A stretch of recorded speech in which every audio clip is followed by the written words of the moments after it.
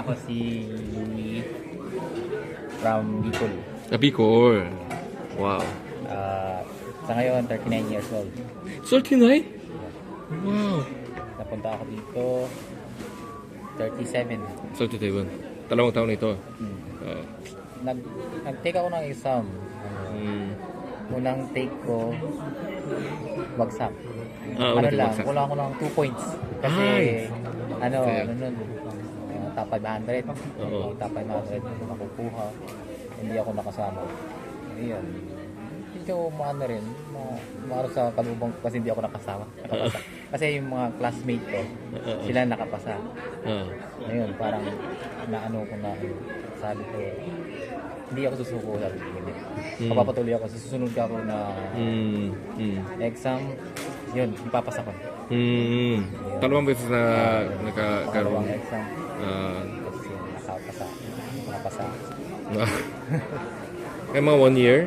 Kaya pagkatapos ng isang taon. Pagkatapos ng isang taon. Kaya lang, dahil nga lang sa pandemic, kaya tumagal kami naghintay. Halos 2 years kami naghintay para makapunta dito. Ay, antay mo ng 2 years para Oo, bago kami nakapunta dito kasi naabutan kami ng pandemic. Nakapasa kami, ano yun, 2019. 2019. Yeah, pagkatapos, yun, pag 2020, yun na, pag ano nun, pandemic na, March. Pagkatapos na pumasa ng exam, ano ginagawa mo? Iniintay? Antay mo ba ng... Oo, kasi kami, yung case namin, hindi tulad ng case na ngayon. Kasi yung unang case ng pag-exam ko, nung bumagsak ako, tulad na ng case ngayon.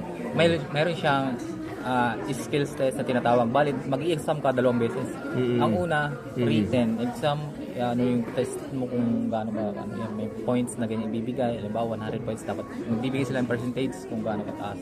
Kung makukuha mo, makapasa mo. Pagkatapos, pangalawang exam, skills test. Yun yung tinatawag na parang binibase nila yung strength mo. Tapos yung skills mo nga, ano mo, yun. Pag nakapasa ka rin doon, yun, pagko-combine mo yun yung ano niya, points mo doon sa written saka yung sa skills mo. Yun, pag abot ka ng percentage na pasado ka. Pero sa case namin, wala, ano lang, written lang. Kung nakapasa ka, ilan nakuha mo, halimbawa, 1 to 100. Kasi ano lang dati nun, mababa lang yung kinuha. 50, parang 50% lang, pasado ka na. Makakuha ka na 50%, pasado ka na. 50% ano? 50% ng score mo, pasado ka na.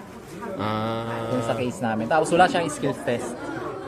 Yan ang kagandahan sa... Pero kayo wala na skill. Kami. Okay naman? Okay naman. Kung hanggang pumasa ng exam, walang problema. Kahit wala nang masyadong magandang skill. Kasi parehas din naman kasi yung pagdating mo dito. Kasi pagdating mo dito, hindi mo naman alam kung ano yung trabahong dadatan mo pa. Ayun lang, yung parang ano lang yung i-prepare mo lang yung katawan mo, yung sarili mo. Na kung paano ka kumilos.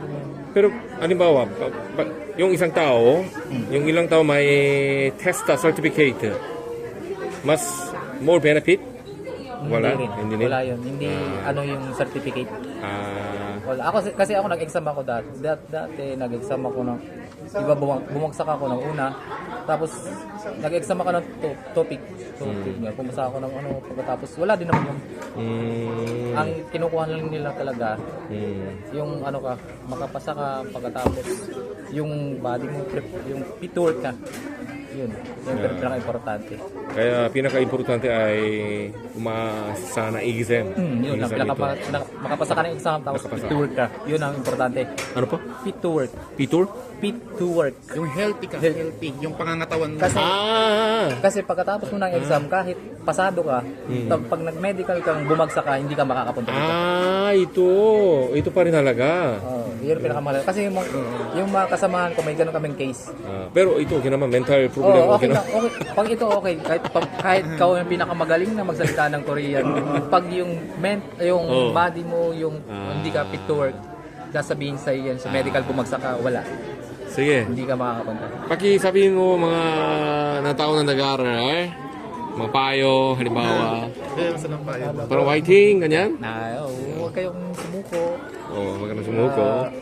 Pagpatuloy nyo lang hanggat hindi kayo umaabot sa quota ng age. Pero may limitasyon ng edad. Yeah, may limitasyon kasi ang edad hanggang 38 years Ang old. 13 na lang. 38 years old. Hanggat di kayo umaabot ng 38 years old. Kasi yung kumpare ko ganun nangyari. Kayo? 3 times siyang nag-exam. Tapos last exam siya, 38 na siya. Nakapasa na siya. Yung last chance? Yeah. Kayo?